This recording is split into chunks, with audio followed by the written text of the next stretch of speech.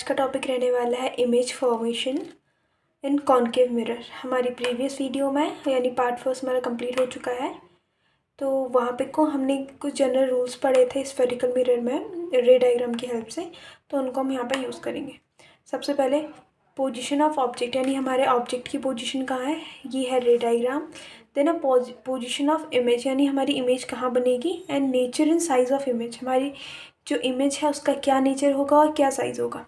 सबसे पहले ये हमारा कौन सा मिरर है, कॉनकेव मिरर है। तो ये इस पे जो आउटर सरफेस होगा वो क्या हो जाएगा, पॉलिश्ड होगा और अंदर का रिफ्लेक्टिंग। अब सबसे पहले यहाँ पे हमारा जो ऑब्जेक्ट है वो रहने वाला है इन्फिनिटी पे। तो जैसे ही इन्फिनिटी से रेज आएगी वो यहाँ पे से रिफ्लेक्ट होके फोकस से निकलेगी। हमारे रूल भी था, यहाँ से भी वो रिफ्लेक्ट होके कहाँ जाएगी, फोकस पे। तो इसका जो हमारा जब इन्फिनिटी में है तो इसका जो इमेज बनेगी वो बनेगी फोकस पे। इमेज कैसी बनेगी, रियल बनेगी जो है वैसी, इन्वर्टेड यानी उल्टा, and extremely diminished in size, और साइज में बहुत सी छोटी। सेकेंड वन है बियॉन्ड सी, यानी बियॉन्ड यानी सी यानी सेंटर ऑफ कर्वेचर के भी बियॉन्ड यानी आगे साइड बनेगी। ऐसी यहाँ पे से आएगा, रिफ्लेक्टिंग होके नीचे फोकस से निकल जाएगी। यहाँ से भी सेम होगा, रिफ्लेक्शन फोकस से निकल जाएगी। तो यहाँ पे कुछ हमारी इमेज आएगी वो बनेगी बिटवीन सी एंड एफ, यानी centre of curvature and focus के बीच में बनेगी। अब देखो उससे तो बड़ी है, तो यहाँ पे कोई रियल बनेगी, इन्वर्टेड बनेगी और डिमिनिश्ड बनेगी।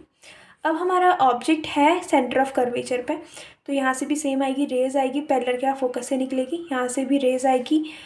और दूसरा क्या होता है, अगर फोकस से ज़्यादा है तो वो रिफ्लेक्ट होने के बाद प्रिंसिपल एक्सिस के पैरेलल हो जाता है। सेम ऊपर में भी यही था।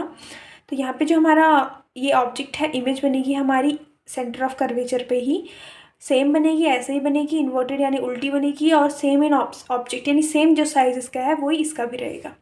उसके बाद से हमारा ऑब्जेक्ट रहेगा जब focus and between focus and centre of curvature, यानी centre of curvature and focus के बीच में। तो यहाँ पे को जो हमारा ऑब्जेक्ट है उससे लाइट आएगी, रिफ्लेक्टेड होके फोकस से जाएगी। यहाँ भी हमारी पहले वो फोकस से जाएगी तो रिफ्लेक्टेड होगी। तो इसकी जो इमेज बनेगी वो हमारी बियॉन्ड सी यानी सी के परे बनेगी, रियल बनेगी, मैग्नीफाइड यानी थोड़ी बड़ी बन गई। देखिए ऑब्जेक्ट छोटा है और इमेज बड़ी बन चुकी है, ये हो जाएगा मैग्नीफाइड। अब हमारा ऑब्जेक्ट कहाँ है, फोकस पे है, तो यहाँ पे से रिफ्लेक्टेड होकर फोकस से निकलेगी। उसके बाद से एक और तीसरा रूल था जो हमारा था, वो सेंटर ऑफ कर्वेचर से आएगी तो सेम उसी में वापस चली जाएगी। तो हमारी इमेज बनेगी इन्फिनिटी पे, रियल बनेगी, इन्वर्टेड बनेगी और बहुत ज़्यादा मैग्नीफाइड बनेगी। उसके बाद से when between P and C, यानी pole and and centre of curvature के बीच जो है सेम ऐसी आएगी, यहाँ से रिफ्लेक्टेड होकर फोकस से निकल जाएगी। एंड नेक्स्ट वन जो सेंटर ऑफ कर्वेचर है तो सेंटर ऑफ कर्वेचर से जाएगी।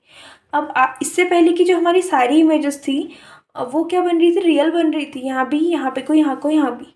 लेकिन यहाँ पे जो इमेज बनेगी वो कहाँ बनेगी, behind the mirror. Behind the mirror है तो हमें पता नहीं है, तो वो कौन सी बनेगी, वर्चुअल यानी आभासी। वर्चुअल बनेगी, इरेक्ट बनेगी और मैग्नीफाइड बनेगी।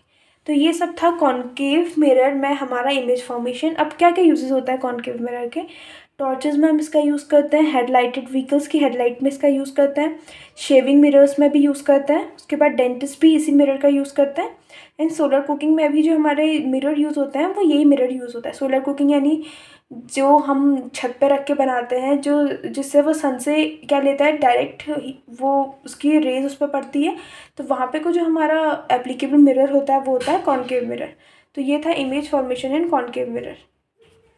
इसके बाद से है इमेज फॉर्मेशन इन कॉन्वेक्स मिरर। तो ये भी इसी के साथ साथ ही होगा।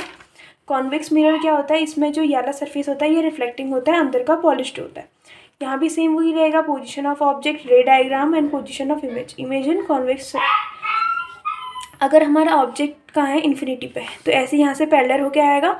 यहाँ पे से क्या हो जाता है, इसका रिफ्लेक्शन होकर ही इस डायरेक्शन में चले जाता है। सेम यहाँ भी, तो यहाँ को फिर यहाँ पे पीछे बन रहा है, तो इसकी क्या आएगी, हमेशा वर्चुअल। तो कॉन्वेक्स मिरर की हमेशा वर्चुअल आती है। और कॉनकेव के लास्ट वाले में जब वो फोकस और सेंटर ऑफ कर्वेचर के बीच में हो तब वो कहाँ पे को होता है, वर्चुअल होता है।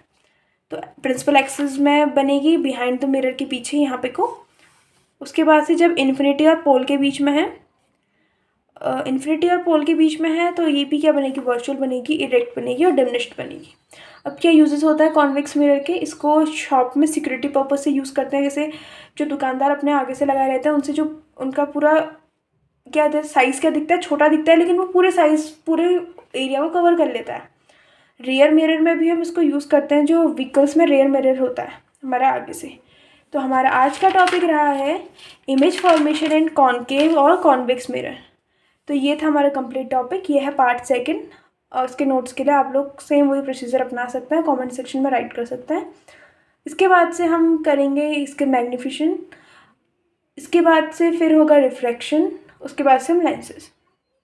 ओके।